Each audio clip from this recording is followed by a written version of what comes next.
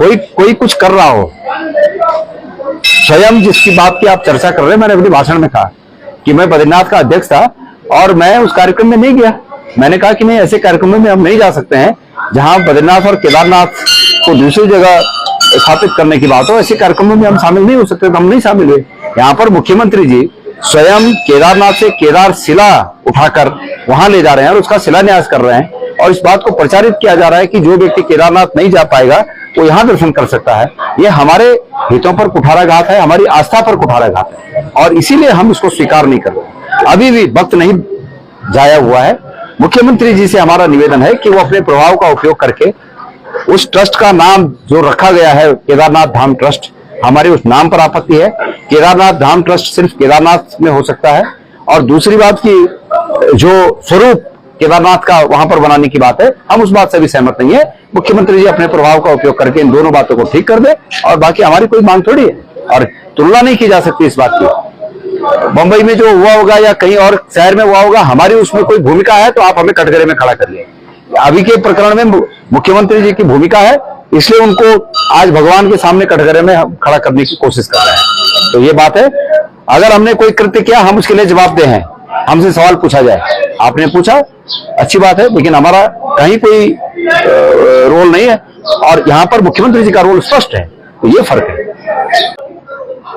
बात यह है कि माननीय मुख्यमंत्री जी केदारनाथ से एक शिला ले जाकर और दिल्ली में केदारनाथ धाम की प्रतिकृति, इसी आकृति का मंदिर जो एक संस्था बना रही है, उसके कार्यक्रम में जाते हैं।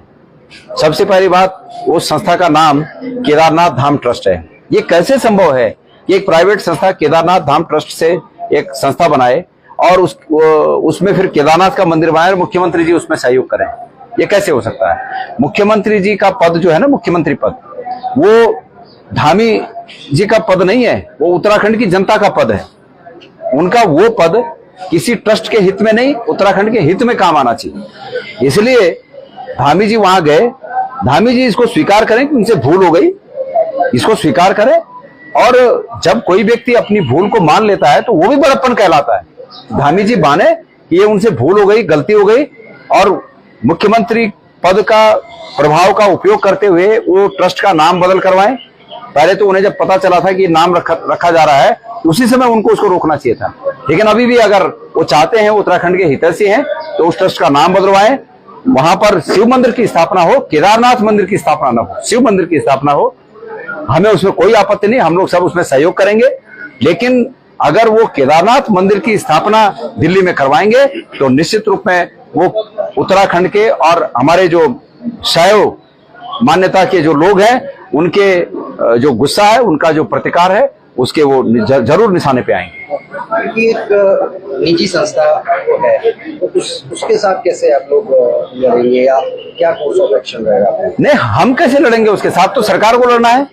आप सरकार से? हम तो सरकार से और भगवान से आग्रह कर रहे हैं, भगवान से आग्रह कर रहे हैं कि भगवान सरकार को सद्बुद्धि दे, और सरकार उनको प्रोत्साहित करने के बातें छोड़े, और सरकार उनको समझाए कि भाई ये ठीक नहीं है, ये हमारे हितों के साथ खिलवाड़ है, उत्तराखंड के हितों के साथ खिलवाड़ है। आज केदारनाथ को ले जाने की बात कर रहे हैं, कल बद्रीनाथ को ले जाने की बात करेंगे, परसों और चीजें ले जाने की, गंगोत्री, यमुनोत्री, ये क्या बात है? इसको क्या स्वीकार कर दिया जाएगा? शंकराचार्य ने भी इस पर अपनी आपत्ति जताई। निश्चित रूप में बहुत ही हमारे पूजनीय शंकराचार्य जी ने, कल मैंने उनका स्टेटमेंट सुना, और मैंने जो बातें कही करीब करीब वही बातें उनके भी जो आशीर्वाद स्वरूप जो प्रवचन हमने सुने, वो भी वही बातें हैं, वो भी चिंतित हैं। और उन्होंने जो मार्ग दिखाया है, शंकराचार्य जी ने जो हमें मार्ग दिखाया है, हम उस मार्ग पर चलकर और मुख्यमंत्री जी से ये जो भूल हुई है, इस भूल को सुधारने की अपेक्षा करेंगे। और नहीं मानेंगे तो मैंने कहा कि लोकतांत्रिक तरीके से हम धर्म के अनुयायी के रूप में लोगों को संगठित करेंगे और पूरे राज्य में इस बात का विरोध दर्ज करवाएंगे।